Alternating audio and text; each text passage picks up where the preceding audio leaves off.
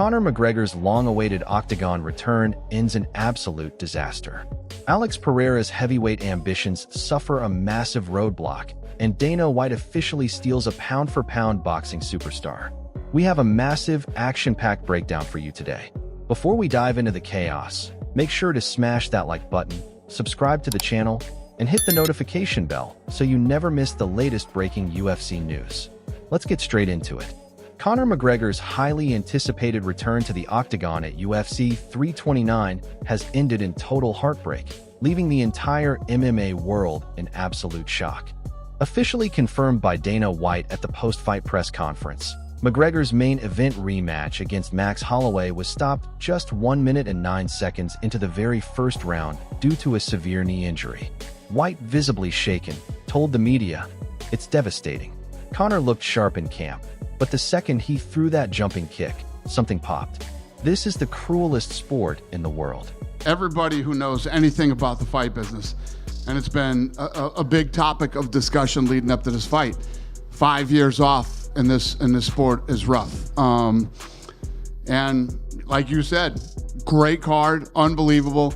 I mean, the Paddy Pimblett thing right before, you just feel it all in the air. Here we go. I mean, I was expecting at least a one-round war, or, you know, who knew what Conor was capable of as far as cardio or whatever else after a 5-year layoff. And well, there you go. I mean, we're assuming blown ACL.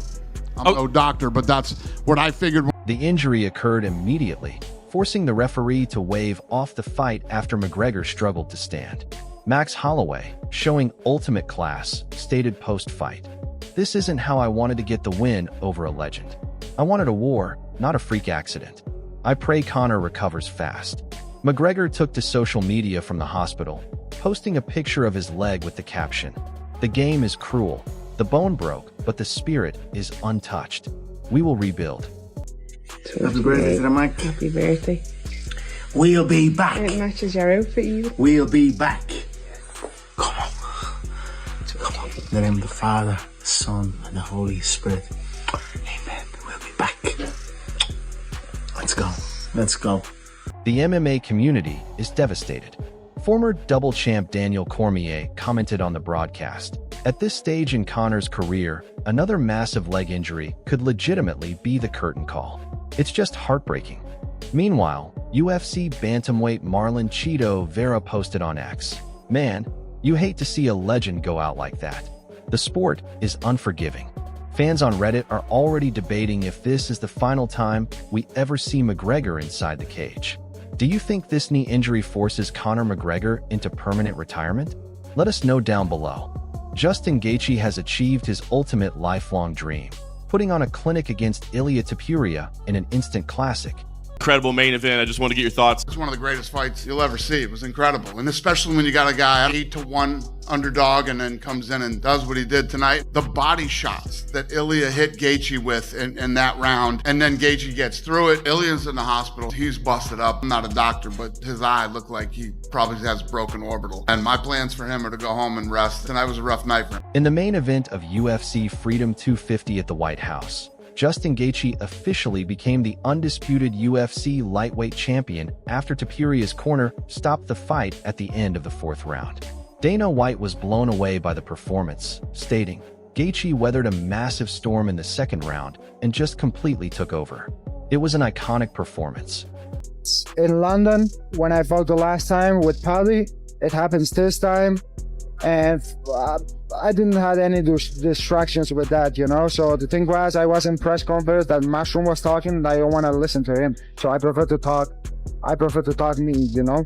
Gaethje systematically dismantled the previously unbeaten Georgian, leaving him bloodied and swollen. An emotional Justin Gaethje stated in his post-fight interview, "I told everyone I was the baddest man alive. I worked my whole life for this undisputed belt." Topuria, showing immense respect despite the bitter build-up, stated, "Justin was the better man tonight. My body wouldn't let me continue, but I will be back for my belt." The MMA world stood up to applaud the new champ. Lightweight contender Dustin Poirier posted on X, "What a war. Proud of Justin, he earned every bit of that gold." Analyst Chael Sonnen added on his YouTube channel, Topuria looked like an unstoppable force until he hit the brick wall that is Justin Gaethje. That fourth round was pure mastery. Who should be Justin Gaethje's first title defense? The frustrating standoff at the top of the heavyweight division has reached an absolute boiling point between Jon Jones and Tom Aspinall. Reported heavily by leading MMA insiders, negotiations for a massive heavyweight title unification bout remain deadlocked due to legacy disagreements. Dana White expressed his frustration to the media, stating, "Look, Jon is the greatest of all time. He wants the Stipe fight. But Tom Aspinall is the interim champ, and he's earned his shot. We are trying to figure this mess out." I'll be interested to see if he wins his next fight. Cyril Gans, supposedly. There's a video that hasn't gone viral, but one of his losses, he was very much an adult, I believe already a black belt, and he was taken down and the guy twisted his ankle. He had no defense. He tapped so quickly.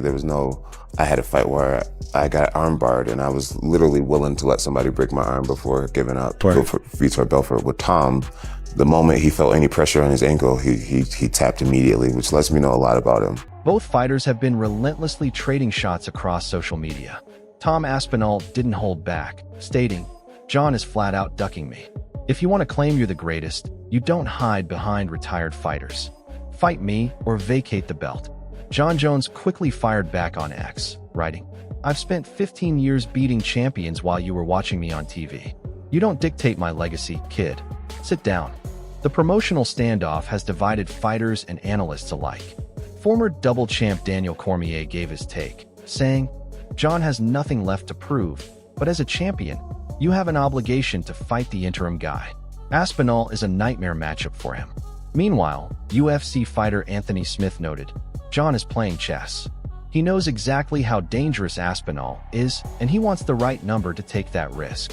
If this fight actually happens, who walks away as the undisputed heavyweight king? Shout out to everyone leaving thoughts in the community. Don't forget to drop your answers to today's questions down in the comment section below. We read every single one. Make sure to like the video and subscribe for daily MMA news. Dana White has just sent shockwaves through the entire combat sports landscape by signing one of boxing's absolute best. Officially announced via a Zuffa boxing press release, undefeated four-division world champion Shakur Stevenson has signed a landmark, multi-fight promotional deal with the company. Dana White, alongside partner Turki Al-Sheikh, stated, "We are changing the sport of boxing forever. Shakur is a generational talent, and under Zuffa boxing, he's going to get the mega fights the fans actually want to see." But far as like me meeting with them and getting to actually sit down and talk to both of them one-on-one, they seem like a lot cooler than what you hear about, and they gave me a lot of genuine vibes. So I'm glad that we got this done, but shit, this is just life-changing, so I enjoy it. I'm the best fighter on their roster, as I told them when I seen them. With this new deal, I can make any fight that I want in the sport of boxing. There's no restrictions, it's not I can't fight this guy. Boxing is not the same no more. Boxing is a lot different, so a lot of people went against me. I feel like I beat the system now, and now that I beat the system, I'm about to... The signing marks the biggest acquisition for Zuffa boxing since its high-profile launch. Shakur Stevenson expressed his excitement, saying, "The old boxing promotional model is dead. Dana and His Excellency Turki Al-Sheikh are the only ones making the biggest fights happen. I'm here to dominate." Traditional boxing promoters have reportedly been left furious by the sudden move. The crossover appeal has the media buzzing. Boxing analyst Teddy Atlas commented, "Dana White coming into boxing with Saudi backing is a game changer. Signing Shakur sends a warning shot to every traditional promoter out there." UFC superstar Sean O'Malley also reacted, joking on his podcast, "Man, Dana is taking over everything. Maybe I need to get on a Zuffa boxing card next." Will Dana White's Zuffa boxing successfully fix the sport of professional boxing? Let us know down below. Paddy, the baddie Pimblett has officially silenced every single one of his doubters with the biggest statement win of his career. Yeah, that was to have everyone in there after the fight still feels kind of like a dream. It's like that moment, Dana wrapping that belt around. He said, "Kid, you have no idea how much money you're going to make." In the co-main event of UFC 329, Pimblett catapulted himself into the lightweight top 5, by submitting the incredibly dangerous Benoit St. Denis in just 52 seconds. UFC commentators confirmed this as Pimblett's first victory over a highly ranked elite contender, proving his star power is backed by elite skill. St. Denis rushed in for a reckless takedown, allowing Pimblett to instantly lock up a vicious Darce choke that put the Frenchman completely to sleep. An ecstatic Pimblett screamed into the microphone, "Where are the haters now? You said I couldn't fight ranked guys. I just put the God of War to sleep in under a minute." A dejected St. Denis later stated, "I made a technical mistake early and paid the ultimate price. Respect to Paddy." The rapid submission blew the minds of top pros. Welterweight champion Belal Muhammad posted, "Wow, Paddy is legit. You cannot deny him anymore." Former champion Michael Bisping commented, "To choke out Benoit St. Denis that quickly is absolutely insane. Paddy Pimblett is a real title contender now. Does Paddy Pimblett have what it takes to beat Justin Gaethje for the title?" One of the most iconic fighter-coach duos in MMA history has come to a sudden and deeply emotional end.